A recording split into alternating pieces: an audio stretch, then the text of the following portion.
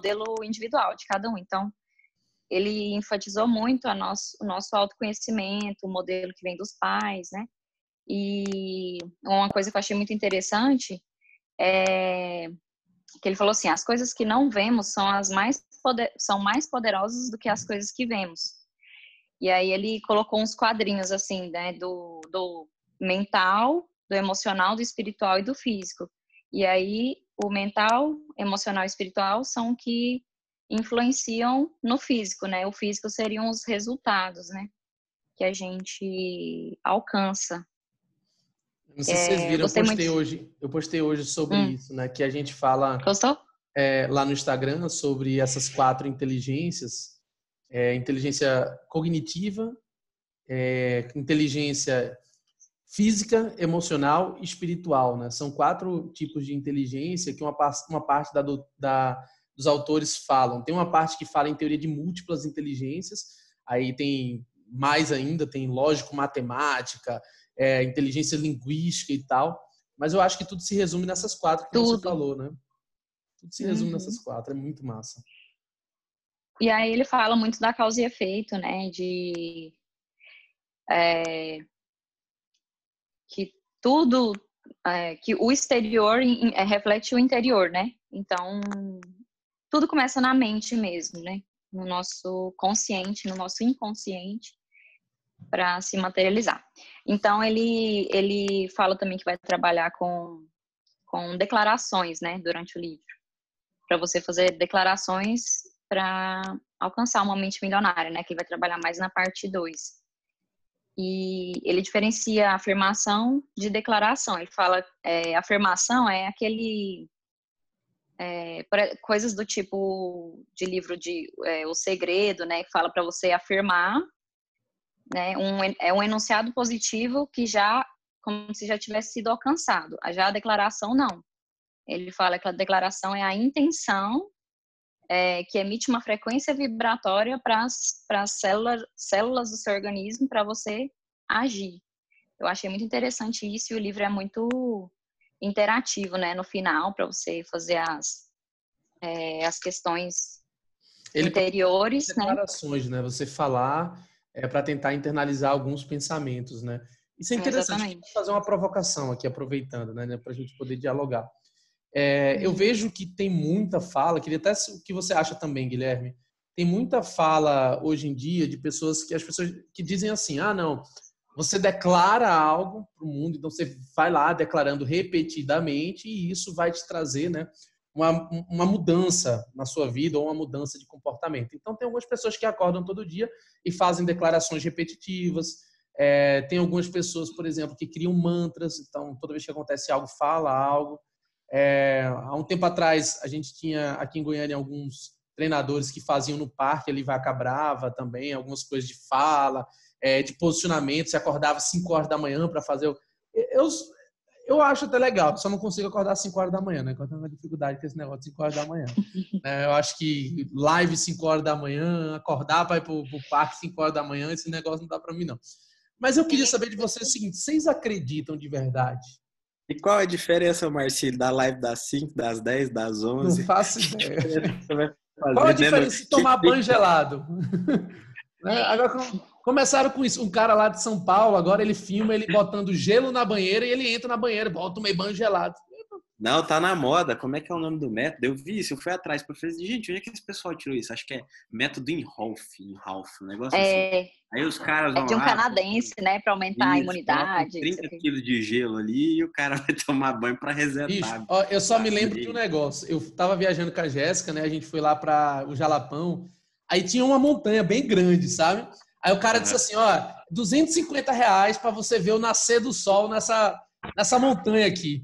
Aí o cara olhou assim, e que acorda que horas? O cara tem que acordar 4 horas da manhã para ir. Aí ele virou pro instrutor e disse assim, e tu ainda quer me cobrar dinheiro para eu sofrer? Não vou nunca nesse negócio, né?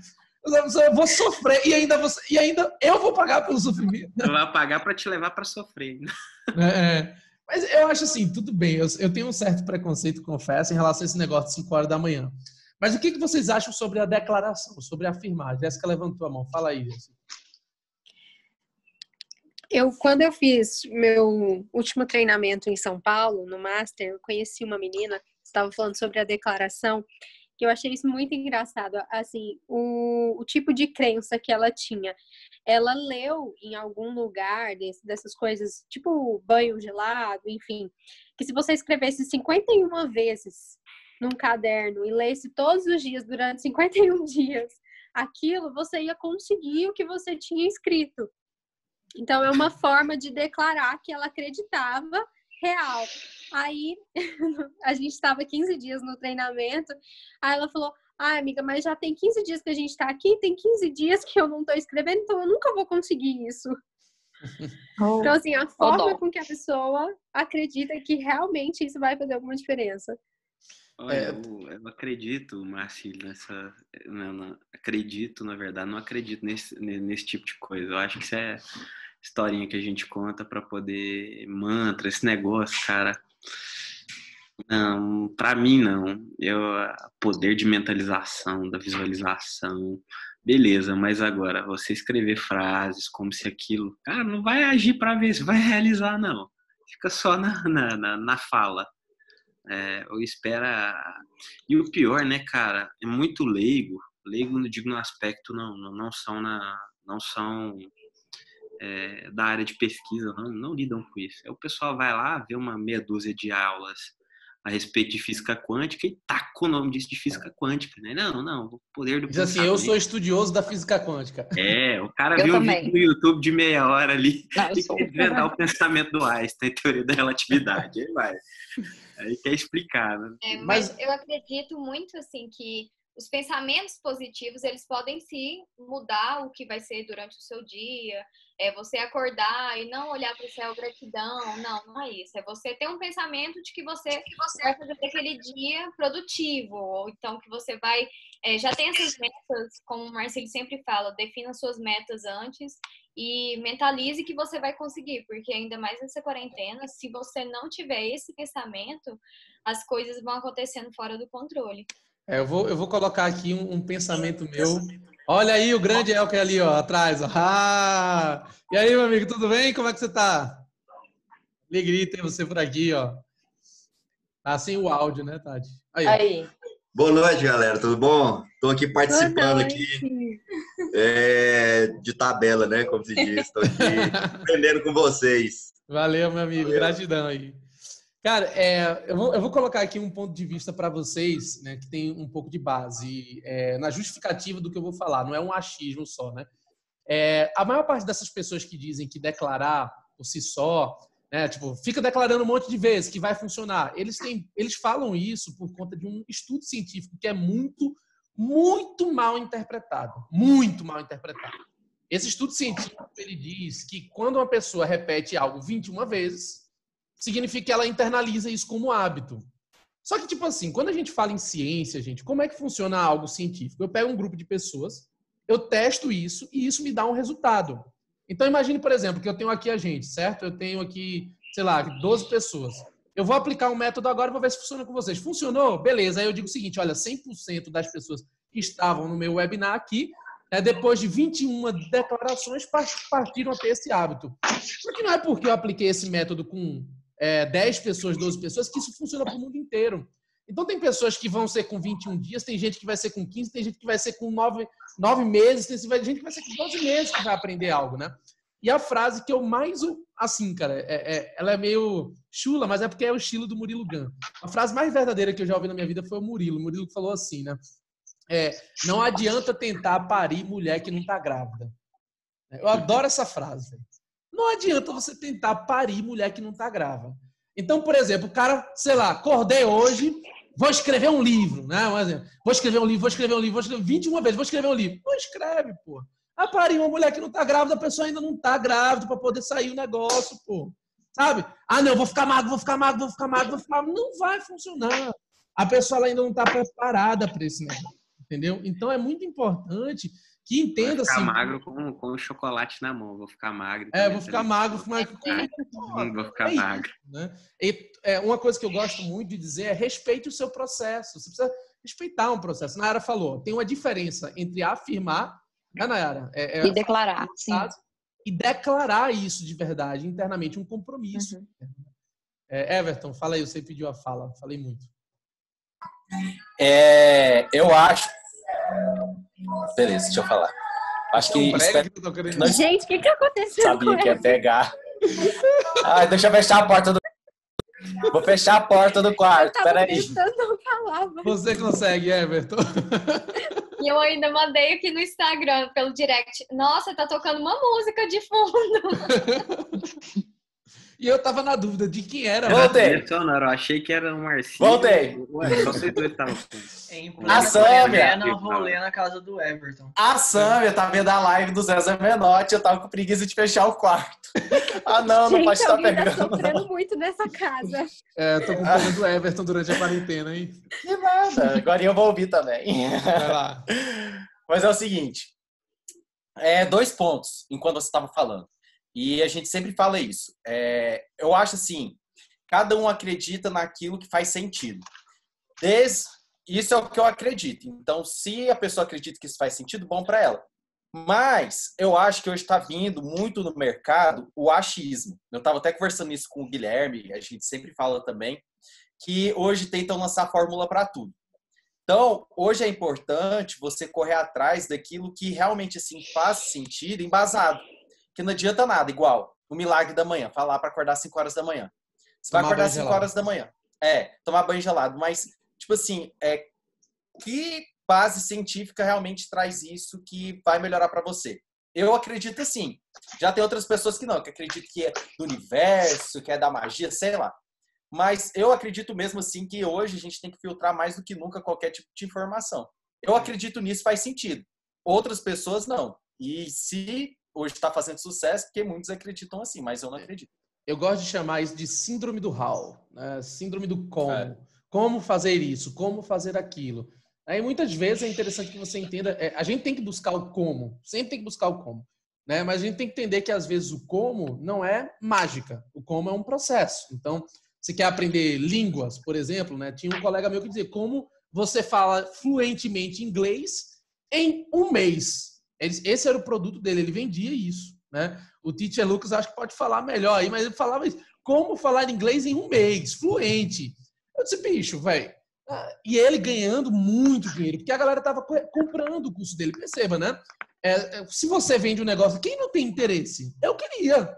Né? Quem não gostaria de ser fluente em inglês em um mês? Mas, pô, duvido que a pessoa passe por um processo de aprendizado de uma nova língua e saia fluente dentro de um mês, né?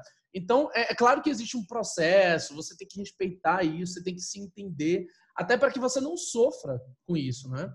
Como, por exemplo, exercício físico, pô. Tem um processo. Não adianta querer começar sendo halterofilista. Você vai melhorando aos poucos, né? Bora deixar a Nayara falar aí, que a gente tá na primeira intervenção. Essa é só a primeira, Nayara. Vai lá. Imagina. Minha opinião a respeito disso é que tem uma diferença, né?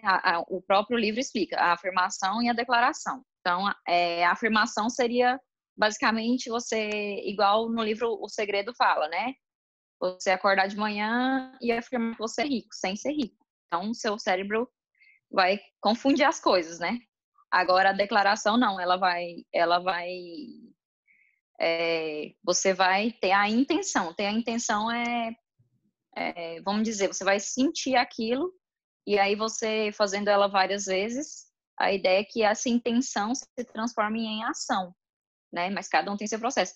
O que eu sei dessa questão da declaração e da ação, eu não sei se vocês chegaram a estudar física quântica, eu estudei vários anos. E aí tem um autor que fala sobre o poder da manifestação, o nome dele é Greg Braden, e aí ele fala o magnetismo, né? Por exemplo, quando você declara, se você só lê e declara, o magnetismo do cérebro ele é menor do que o magnetismo do coração. Acho que o do coração é 500 vezes maior. Eu sei que ele é 1000 vezes maior. Então, você precisa pensar e sentir, né? Então, a intenção, eu acho que a ideia do livro é essa. É você ter a intenção para poder ter a ação. Mas, enfim, outras questões, né? Que eu compreendi do livro. Mas, voltando, aí ele fala, né, que o importante é você ter consciência, entendimento e dissociação, né? Eu achei super interessante. E aí ele fala pra gente escrever, né? A nossa conscientização, nosso entendimento e como que a gente dissocia, né? E, enfim, eu gostei bastante dessa primeira parte do livro, que fez eu repensar várias crenças que eu levo dos meus pais, né? Etc. A ideia de dissociação é uma técnica muito legal. Ela é utilizada em vários lugares, na psicologia, no coaching, enfim, né? Que é você se olhar, né? Como se você... Será que é isso mesmo? Então, você para um pouco, você pensa um pouco, né? Você dissocia, você se separa e você reflete sobre aquilo que você anda pensando, né? Eu acho que no primeiro capítulo, acredito que é nele, né? A maior contribuição do livro para mim até hoje, eu tenho estudado muito artigos de psicologia que confirmem isso que ele fala, porque pelo que eu vi, ele fala, é uma estrutura de pensamento dele, mas não tem um aporte científico específico. Mas eu achei muito legal a ideia de um pensamento surge uma emoção, de uma emoção surge um comportamento e de um comportamento surge um resultado. Eu concordo muito com isso. E eu já tentei buscar em vários outros livros, né, uma refutação. Ou seja, alguém que me mostre o modelo contrário a isso. Eu não consegui encontrar até agora. De fato, isso acontece, né? Por exemplo, se você... eu vou dar um exemplo, né, meu, né, pra você ter noção. Eu estava em Natal, não contem isso para ninguém. Eu estava em Natal e aí eu peguei uma prancha de surf. Aí eu disse o seguinte, vou surfar, né? A Jéssica estava comigo nesse dia. A gente foi para a Praia do Madeiro. Aí eu entrei com a prancha, 5 horas da manhã, sozinho no mar. E aí, esperando, sentei na prancha e tal, e a onda vinha e não sei o quê. E, de repente, sentado na prancha, passou do meu lado direito uma barbatana, velho. Barbatana assim, só passou do meu lado, sabe? Então, quando eu olhei pro meu lado esquerdo, passou a segunda barbatana. Gente, você não tem noção. Como eu fiquei desesperado na hora. A minha primeira reação foi o seguinte, eu deitei na prancha e levantei os pés. Burro, né? Porque se for o tubarão come a cabeça ao invés de comer o pé. Se eu deitei, mas não pensei nisso na hora, né? Eu só deitei e levantei os pés, né? Até que tinha um cara bem longe, e esse cara que estava surfando, ele gritou, ô, seu idiota, isso é um golfinho. Eu não tinha tempo de ver se era um tubarão ou se era um golfinho. Então, vê que interessante. Eu olhei, eu pensei, é um tubarão. Isso gerou uma emoção em mim, medo, que gerou um comportamento. Eu deitei na prancha e comecei a remar. E gerou um resultado. Eu saí da praia e nunca mais voltei também. Pelo menos não nesse dia. Então, de fato, as coisas funcionam assim. Se, por exemplo, dentro da minha empresa, eu olho para um funcionário, eu começo a ter pensamentos sobre eles, esse pensamento vai se retroalimentando até que gera uma emoção, até que gera um comportamento, sei lá, uma intriga, até que gera demissão. Então, muitas vezes, quando eu não falo sobre o assunto, eu deixo o pensamento acumular, isso vai me gerando o quê? Emoção, que vai me gerando um comportamento, que vai me gerando um resultado em um ciclo repetitivo. E daquele resultado eu tenho um novo pensamento. E volta o ciclo, volta o ciclo, volta o ciclo. É incrível isso. Por quê? Se você quer mudar algo, e aí eu acho que, eu achei muito massa isso no livro, né? Ele fala, se você quer mudar algo e você está atacando o como, então se eu estou atacando o como, então assim, por exemplo, método de estudo, o Everton vai estar lançando um curso sobre método de estudo, né? Se eu, por exemplo, ataco só o como, só o método, eu estou atacando o quê? Eu estou atacando o meu comportamento e o meu resultado. Isso significa que eu não estou atacando a raiz, eu estou atacando a ponta. Significa que amanhã eu vou ter problema de novo. Porque os pensamentos são os mesmos, as emoções são as mesmas. Então, uma hora ou outra eu vou procrastinar e eu vou ter problema. Isso significa que não adianta eu ter método de estudo, por exemplo, se eu não tiver um pensamento favorável à utilização desse método, se eu não estiver aberto a isso. Isso eu vejo muito nos meus treinamentos. Se o cara não está aberto àquilo que eu vou falar, ou pelo menos aberto a me ouvir, ele não vai ter a mesma experiência da pessoa que está aberta a ouvir. Né? Então é importante que, quando você vai atacar algo para conseguir bons resultados, você não ataque o comportamento ou o resultado. Ao invés de atacar a ponta do ciclo, você ataca o início, que é o pensamento ou a emoção. Isso é fascinante, viu? Eu acho massa. Eu também achei. Foi o que eu mais analisei, assim, né? A questão do livro. E aí ele realmente fala, né? Na primeira parte, ele fala que o pensamento gera sentimento, sentimento gera ação gera resultado. E aí ele fala para a gente analisar as raízes e os frutos, né?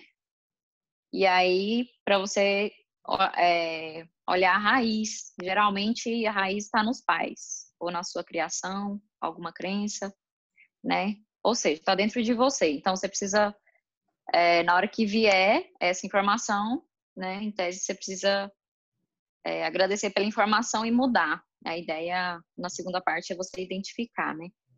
Então, o primeiro elemento de toda mudança é a conscientização, é você trazer para o consciente o que está inconsciente, né? E aí, fazer uma autoanálise com o pensamento, os pensamentos, medos e as crenças.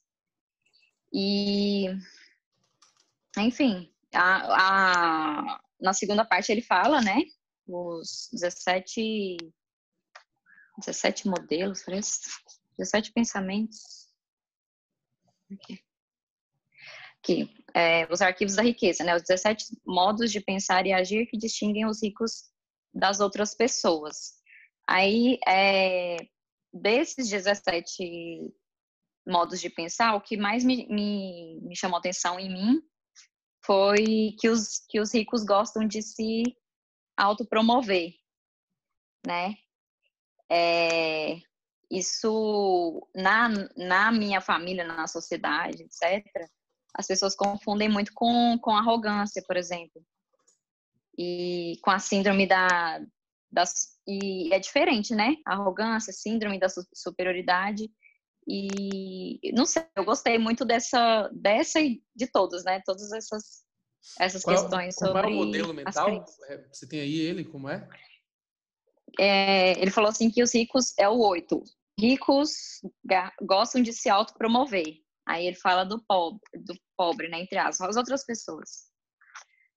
As pessoas de mentalidade pobre não apreciam vendas nem autopromoção. E, né, eu gostei muito dessa. Isso é um negócio muito interessante, viu, gente, para a gente falar aqui. Todos nós, a gente tem a ver com isso. Como é incrível que o ser humano tem dificuldade de se vender. Eu fico cada dia mais impressionado com isso. Como nós temos dificuldades de dar valor ao nosso trabalho, ao nosso serviço, de nos vendermos, né? Muitas vezes a pessoa que é acostumada com isso que a Nayara falou, esse modelo mental, né? Muitas vezes a pessoa ela não consegue colocar preço, ela se sente culpada por cobrar pelos serviços.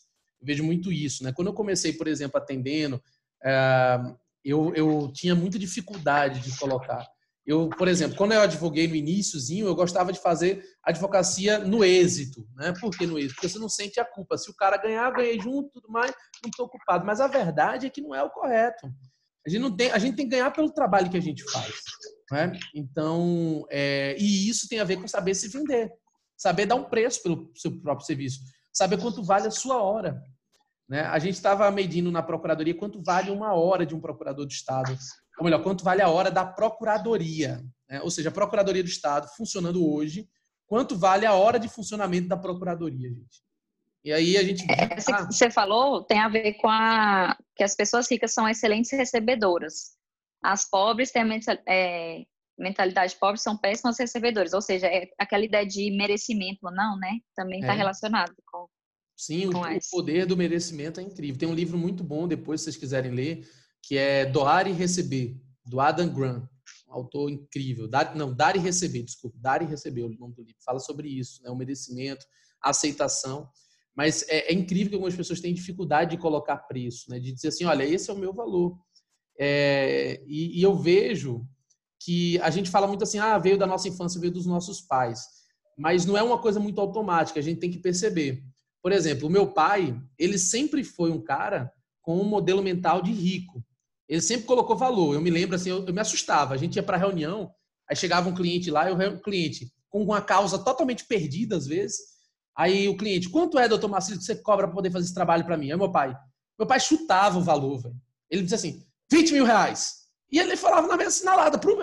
Eu me assustava, eu ficava com vergonha na hora, velho, do que ele falava, sabe?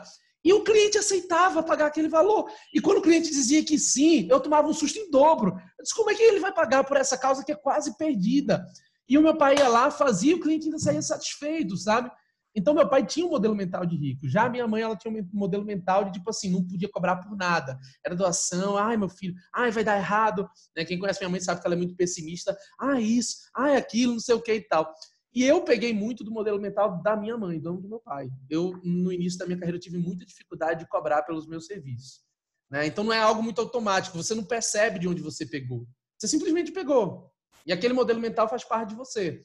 E agora você precisa refletir sobre esse modelo mental para ver se é isso que você quer manter. Né? Então, eu refleti, pensei, disse, olha, não é isso que eu quero para mim, eu vou dar valor aos meus serviços e comecei a cobrar.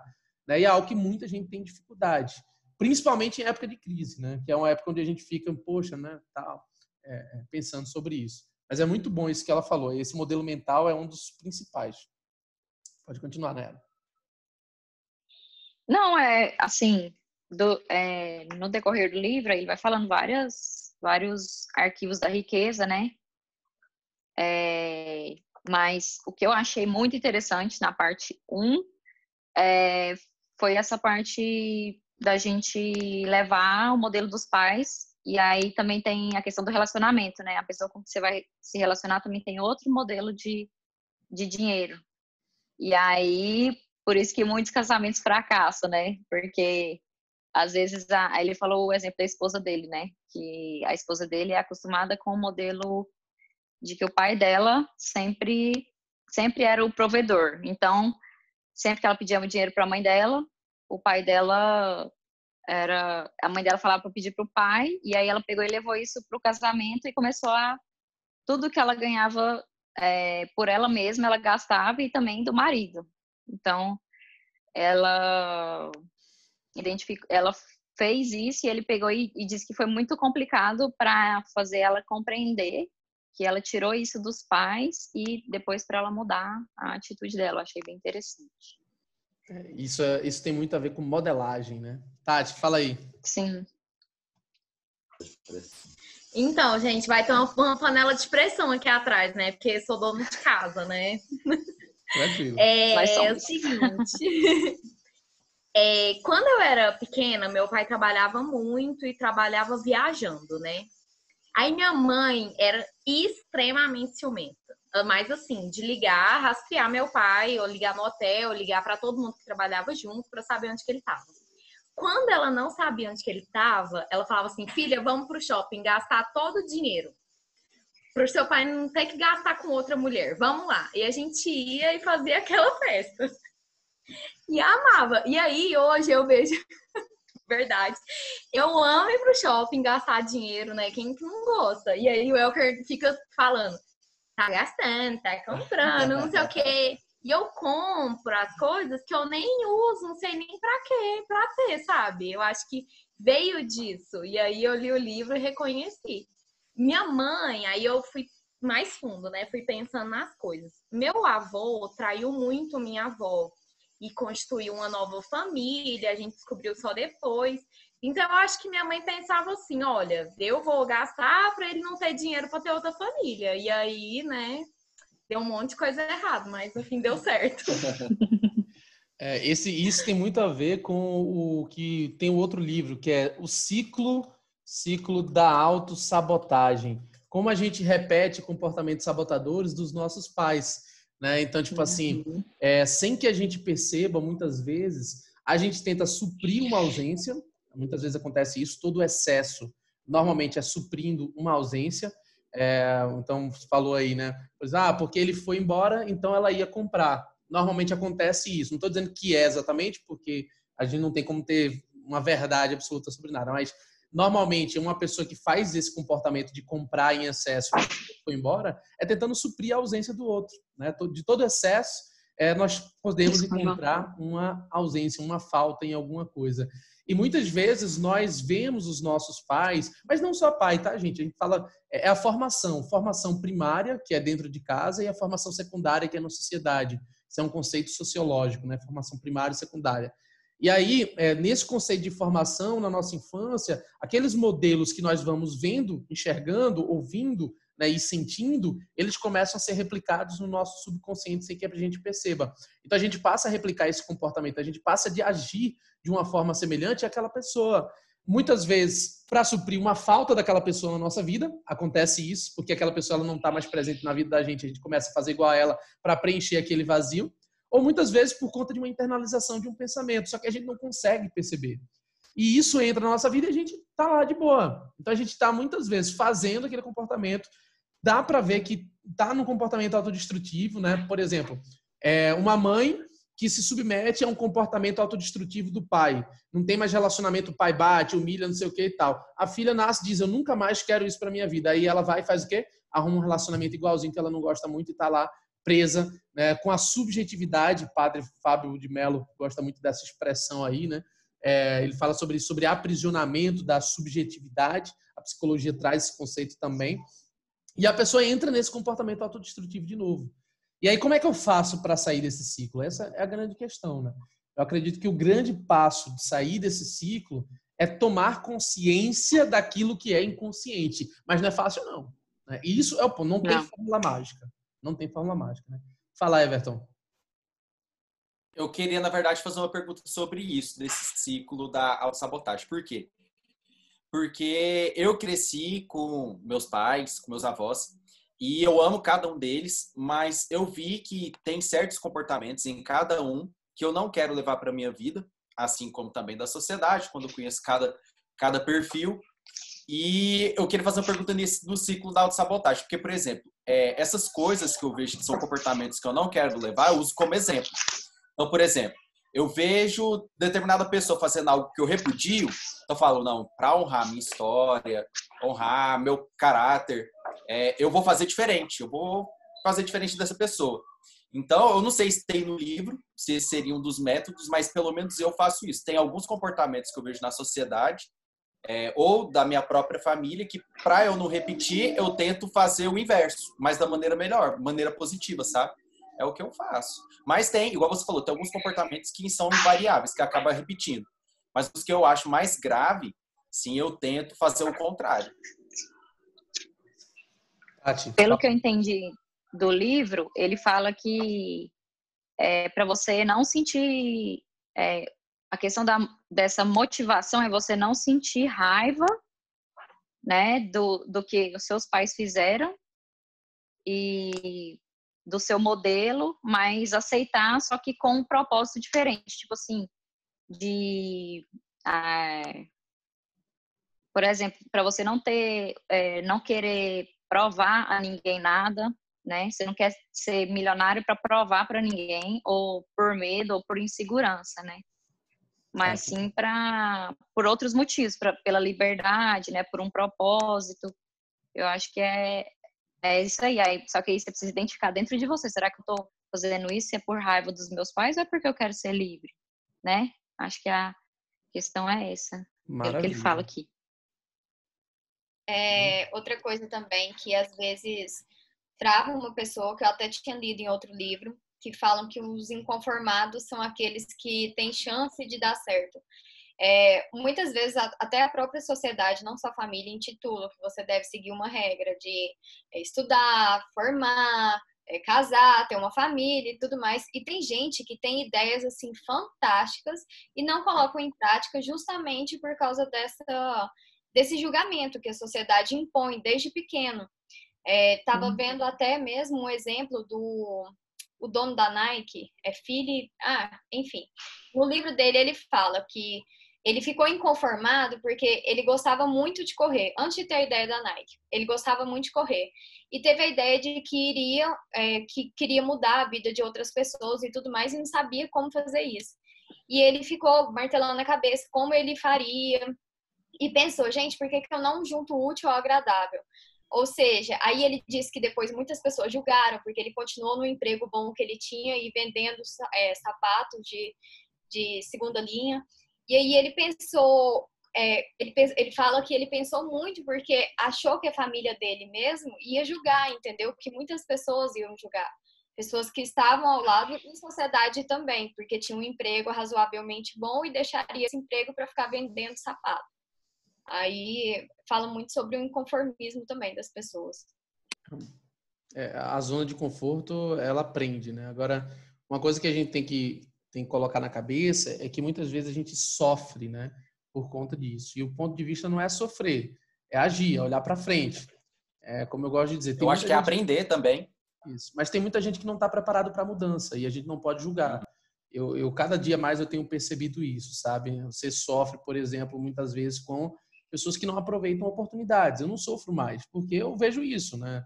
Não adianta querer parir mulher que não está grávida. A frase mais uma vez. Não adianta você querer colocar uma pessoa para fazer uma coisa que ela não está preparada ainda para isso. Então, assim, se ela não quer estar preparada e se ela não quer se colocar nessa preparação, tudo bem.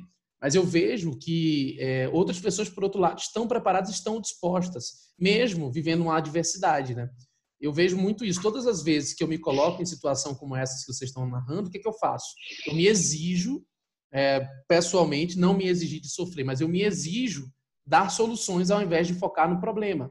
Então, por exemplo, né? A gente está nesse momento de quarentena. Pô, tô fazendo um monte de live, fazendo um monte de encontro. Hoje a gente teve um webinar com o professor Marco Antônio Rodrigues, por exemplo. Que foi que eu fiz? Já conversei com ele, já vou publicar um livro, um artigo junto com o cara. Né? Ele já me abriu um monte de portas lá no Rio de Janeiro. A mesma coisa aqui. Enfim, vai aproveitando a oportunidade, vai fazendo aquilo que você pode fazer. Né? E as outras pessoas que não querem fazer por você ou que estão te julgando, ao invés de focar nisso como um problema, você tem que se livrar e dizer qual a solução para isso. Essa é uma pergunta que eu acho que faz parte de uma mentalidade positiva. Qual a solução para esse problema, né? Tudo caiu, tudo desabou. Beleza, qual a solução no meio desse mundo? O que a gente pode fazer agora que possa ter um resultado positivo? E isso é uma mentalidade que não adianta atacar no resultado. Tem que atacar no pensamento. Eu vi um monte de gente, né, reclamando por causa da quarentena. Porque agora e não sei o que e tal. Aí quando eu entro no Instagram da pessoa, a pessoa está usando a quarentena inteira para beber. Tá usando a quarentena inteira para poder ver live sertanejo, para fazer não sei o que, um monte de coisa assim. Não tem problema você beber um dia, não tem problema você ver uma live sertaneja, mas o conjunto preponderante de hábitos da pessoa são hábitos negativos, pô. E aí, cara, eu vou falar uma coisa que eu acredito muito. Só vence quem paga o preço. Eu não acredito em outra coisa diferente. Se você venceu sem pagar o preço, você roubou. Você corrompeu, você fez alguma merda. Essa é a verdade. Só vence quem paga o preço, cara. O cara que não está disposto a abrir o computadorzinho, botar a cadeira a bunda na cadeira, começar a escrever, levantar, fazer exercício e lutar e tal. Esse cara que quer um resultado de um dia para o outro, bicho, paciência. O resultado não vai vir, não, porque o resultado vem para quem batalha. Aquele cara que acorda de manhã, não é 5 horas da manhã, porque 5 horas da manhã não vai fazer diferença, mas acorda de manhã disposto, vai lá, faz uma coisa, faz outra, pega, tem a lista, e no final do dia olha pra trás, porra, eu fiz isso aqui, ó, fui eu que fiz essa merda aqui, e bate na mesa e caralho, e é isso aí, vai atrás, porra. E tá bom, tem dia que vai estar massa, tem dia que vai estar ruim, mas o cara não desiste, entendeu? Pô, eu fico parando pra pensar um pouquinho, né? Onde eu tô hoje? Eu tô em Goiânia, pô, eu sou de Recife, né? Por quê? Porque nessa parada toda eu nunca pensei em desistir. E olha que eu tinha muita chance de pensar em desistir. Longe da minha cidade, longe da praia, longe, né, de caranguejo, longe das coisas que eu gosto, longe do jogo do esporte. E daí? Porque eu paguei um preço. E muitas vezes eu me revolto por conta disso, porque as pessoas não querem pagar o preço. Mas eu não deveria me revoltar. Esse é o ponto. Por isso que eu estou fazendo essa colocação com base no que o Everton falou. Eu não deveria me revoltar. As pessoas têm esse modelo mental, e tá tudo bem. Eu tive um modelo mental cedo que me ajudou. Mas não adianta parir mulher que não está grávida, pessoa que não está preparada para isso. Enfim, é verdade. Você falou mas você falou 2 princípios que falam no livro, né? Que um é você se comprometer. Se você quer ser um milionário, uma pessoa bem-sucedida, você precisa se comprometer com isso, né? Esse é o preço que você vai pagar. E a outra que você falou foi do problema, né? Que ele fala que para você não encarar o problema como maior que você. Você é maior que o problema, né? Então, você falou uma coisa muito interessante que tem no livro e é isso mesmo. Buscar solução, né? Fala, Tati. Sim, é a solução. Eu acho assim, teve uma frase que me marcou, assim. As pessoas ricas entram no jogo do dinheiro para ganhar. E as de mentalidade pobre entram no jogo do dinheiro para perder. Isso, eu acho que entra tudo isso, tudo que a gente está vivendo hoje. Eu e o Elker, a gente passou a analisar um pouco bolsa de valores, e os grandes investidores, eles só entram para ganhar. Esse momento que tá agora, a gente viu um vídeo, o cara fala assim, eu tava esperando esse momento dessa crise de agora. Ele estava preparado para ganhar na diversidade. E essa questão de pagar o preço, eu entendo bastante, sabe? Porque não é fácil mesmo. Por muito tempo, meu pai pagou o preço de estar longe da gente para construir uma coisa que ele teve por muito tempo. E todo mundo fala que ficar longe de família não é fácil. E não é mesmo. A gente passa esse período de quarentena 2 dias sem ver, já fica, né, morrendo. Imagina, passar semanas e meses. Não é só declarar, né? É fazer acontecer. É isso aí. Fala, Nayara. Eu acho que eu falei tudo, sei lá. Acho que o Guilherme Muita queria coisa. falar. Você queria falar, sim. Guilherme? Só para fechar no final do livro. Everton, mas só para complementar uma provocação. Um argumento do ponto de vista cultural. Nós, enquanto brasileiros, temos uma mentalidade muito fatalista. Não sei se vocês concordam. Nós somos muito fatalistas, do ponto de vista negativo. A gente que está nesse momento de pandemia, por exemplo, pegando o momento agora, a gente está pensando no pagamento dos boletos que ainda nem chegaram. A gente já sofre por antecipação num processo automático, quando na realidade a gente deveria estar pensando em soluções criativas para, caso isso venha acontecer, como eu vou me portar.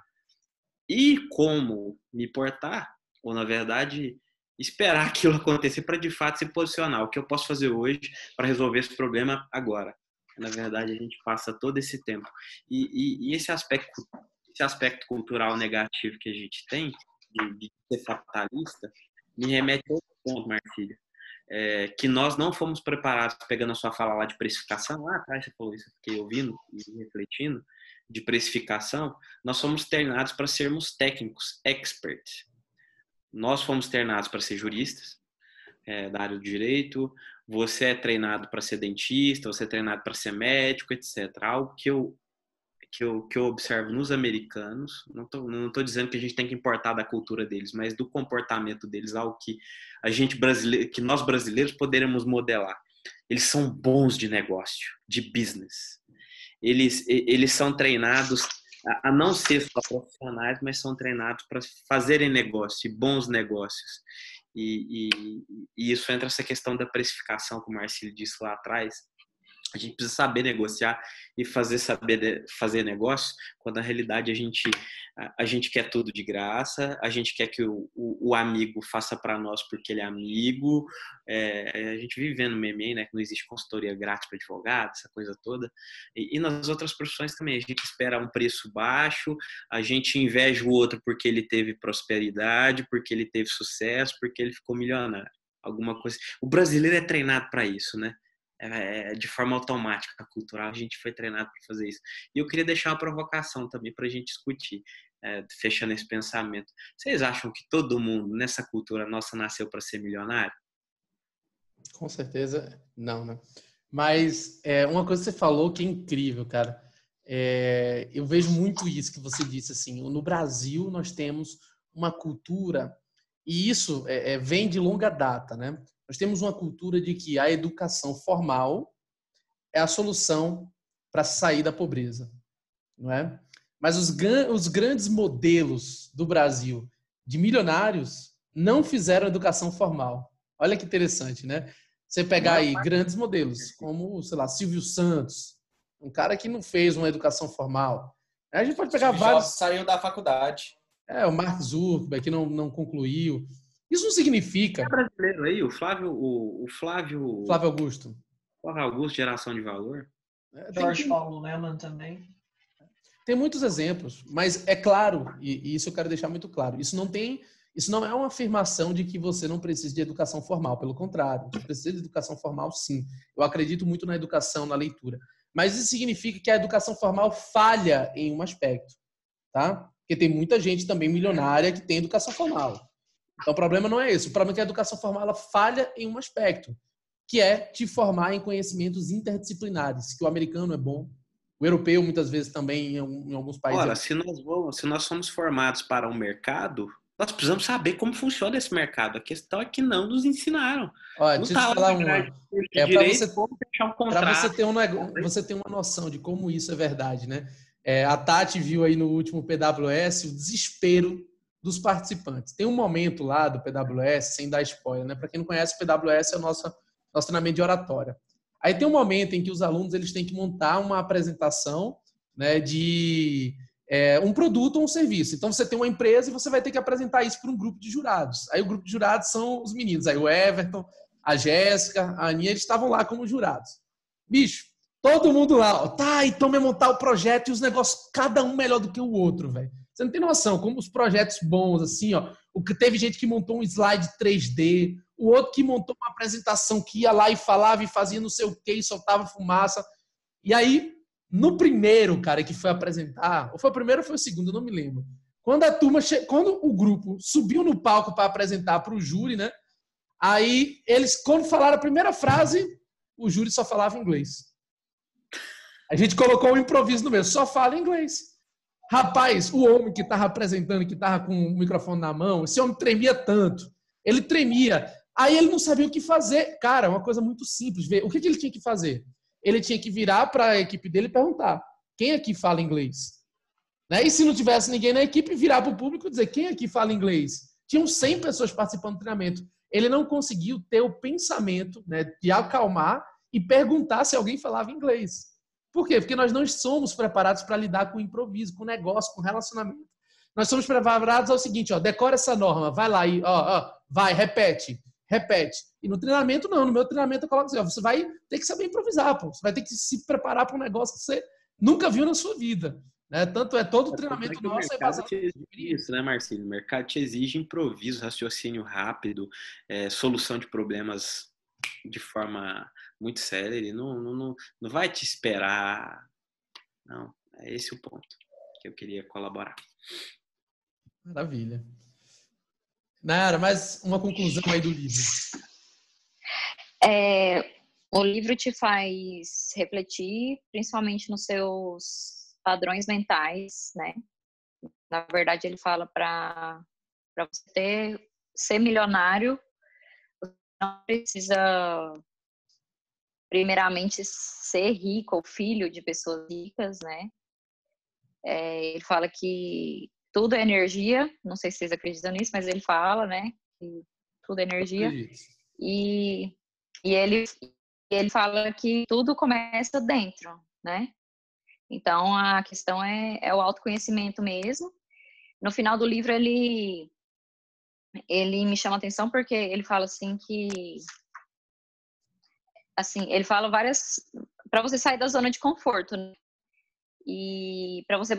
acho que o último ensinamento é sobre você buscar conhecimento, porque às vezes você ter uma mentalidade milionária e não ter o conhecimento não resolve, né? Então, todo dia você estudar, isso não quer dizer que seja uma educação formal, mas você sempre buscar, sempre ser curioso. Aí ele falou de uma menina que ela vendeu uma casa e ela ganhou um dinheiro lá e ela aposentou com 30 anos, começou a viver só com esse dinheiro. Ela não ficou milionária, mas ela começou a viver com o que ela achava necessário e trabalhava só 6 meses por ano. E para ele isso também é ser próspero, né? É ter sucesso também seria ser milionário. Essa é a mentalidade, assim. Eu gostei bastante do livro por isso. Maravilha. Que bom. Adorei essa apresentação. Viu? Obrigado aí por compartilhar. Foi muito boa. E eu acho que os insights que você trouxe aí pra gente foi fantástico, além da indicação do livro, que foi muito bom, né? Eu acredito que é isso. A gente falou boa parte do livro aí. Alguém tem alguma colocação? Não? Então vamos partir para selecionar o próximo livro. Ideias de livro. Eu tenho uma sugestão. Vamos lá. Muito boa, gente. Um livro, assim,